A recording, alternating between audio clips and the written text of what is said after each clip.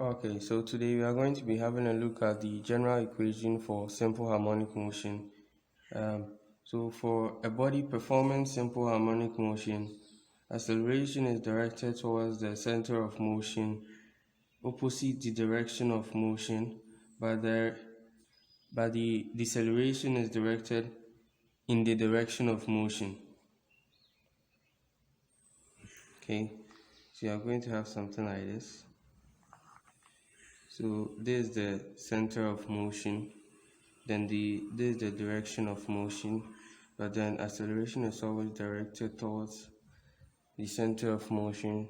Then there is the amplitude, which is the highest distance or the highest displacement away from the center of motion.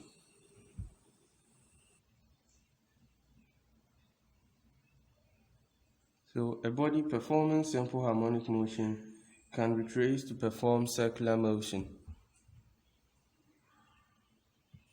So the body performing simple harmonic motion here, then there's the center. Then at each point that is traveling, let's say from here, going to make, so if there's a circle this way, then as the body travels, it's going to have a path on the circle which it travels, so indirectly it is performing circular motion. So when observed, the body performing simple harmonic motion inscribes a path on a circle.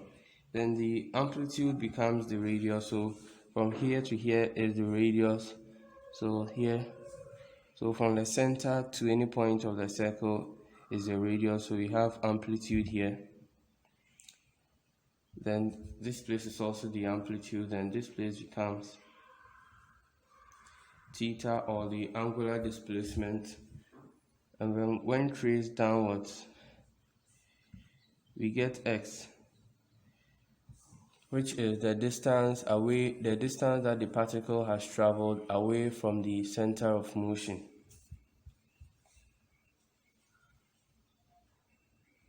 So we can make here p, which is the particle position.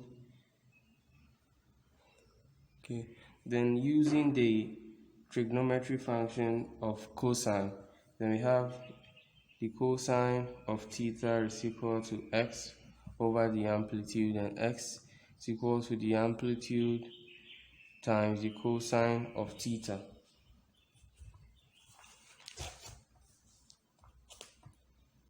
And from circular motion, we know that theta is equal to, the angular displacement theta is equal to the angular frequency or velocity omega times t.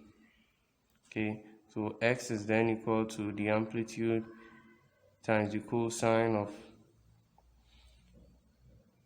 theta, which is omega times t here. Okay. So x can also be expressed as the amplitude times the cosine of. So x can also be expressed as the amplitude times the cosine of the angular frequency times time plus the phase shift. Okay.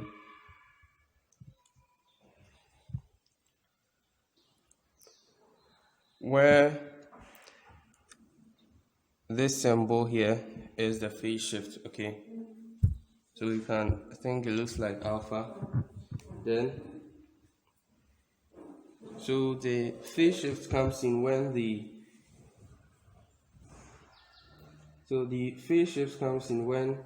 the angular displacement observed is actually less than the total angular displacement that the particle should have covered at the distance or the displacement x from the center. So in such a situation like this one, where the angular displacement theta observed is actually less than what should be the total displacement to produce the displacement of x. So this is a kind of situation where the phase shift comes in.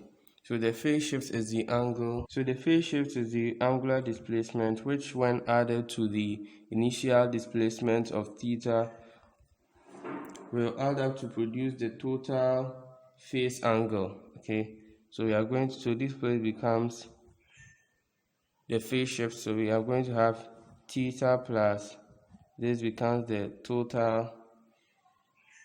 So you get total theta.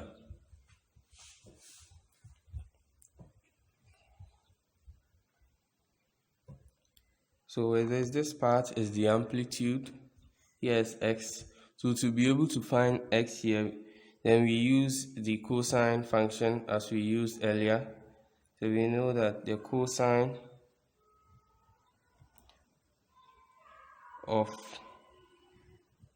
theta plus the phase shift is equal to x over the amplitude. Then x is equal to the amplitude times the cosine of theta plus the phase shift.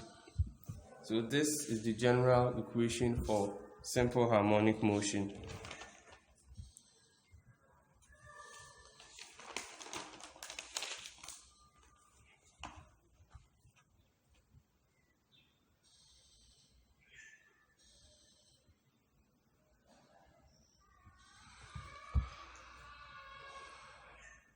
Then since theta is equal to the angular frequency times time, then we end up with x is equal to the amplitude times the cosine of omega t plus the phase shift.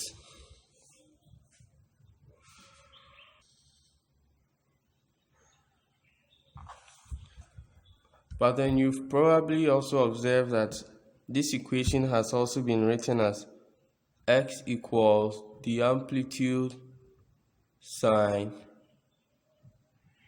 omega t plus the phase shift.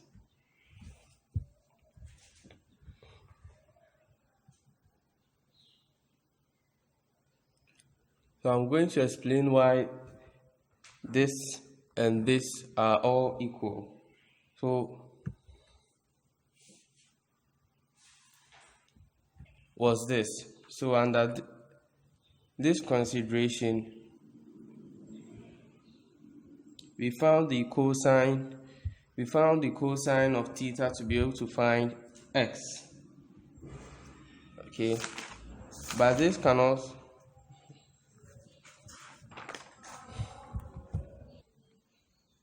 So this can also be redrawn this way, where x is the displacement away from the center, then this is the amplitude. So using the sine function, then we have the sine of theta is equal to x over the amplitude, and x is equal to the amplitude sine theta.